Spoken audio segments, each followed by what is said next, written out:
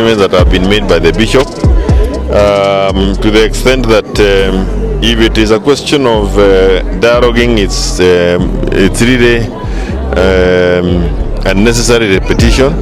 We have had enough of those dialoguing. In fact, if we were to implement what is already contained in the recommendations that we have had since the 2007 clashes and before, including the Dongo report, many of the things that we are going through now will not have happened. But on top of that, it is also necessary it is important to say that this regime, we can see the excesses of this regime. And the excesses of the regime is not in terms of just stealing, but in terms of the amount of violence that they are occasioning on Kenyans and especially on the young people. And very unchecked utterances by people who have responsibilities in this country. Calling on people to be shot if you approach a police station, calling on people to be shot on the leg.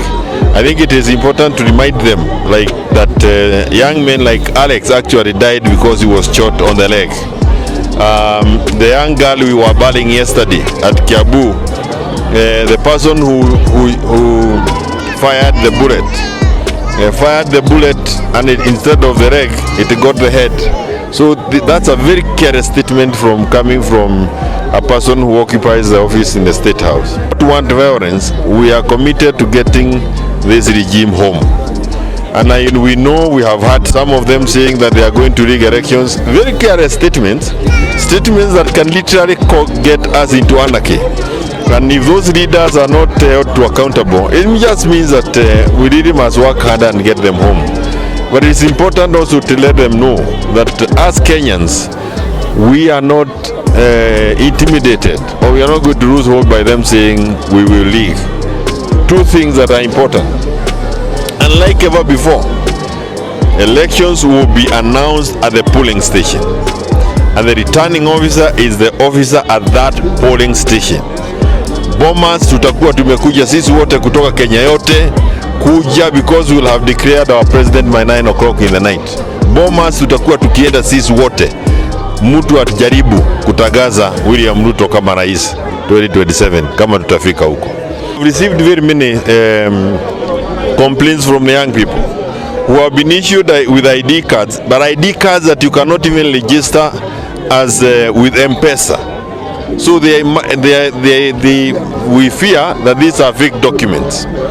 Perhaps documents that are fake to the extent that they will affect the outcome of the elections. Again, I can give you two instances. One is last month at Oljoloro, the DCC or the ACC was in charge of Ojorok division, lost IDs of almost 1,000, and they were just lost from the office. He never reported. There was no burglary, there was no breaking into the office, lakini zilipotea. Na yeye mwenyewe alitamka wakiwa na wakubwa wengine huko Ojoro. The other thing is this, when they went to ban the Olkalao, unaona wale walikuwa na choma, they banned 1,900 IDs. So there are a lot of shenanigans going on with the ID cards within Mount Kenya region.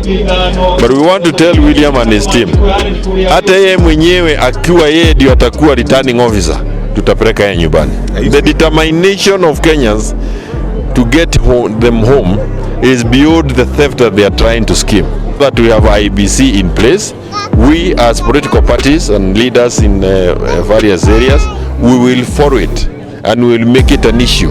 If it means going to court, we will go to court.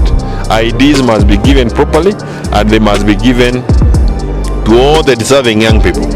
To tell a person who has not received an ID ati kwa sababu kitambulisho yako ilichomekea kwa ofisi ya DC au uende ukachukue abstract form, this is just a rogue regime.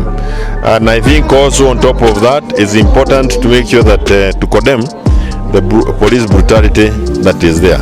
They have succeeded in intimidating the Gen Z. You don't expect them to make lives any easier. They will push us very hard in terms of the cost of living, and the fact that they put the cost of petrol by 7 shillings a litre is just an indicator.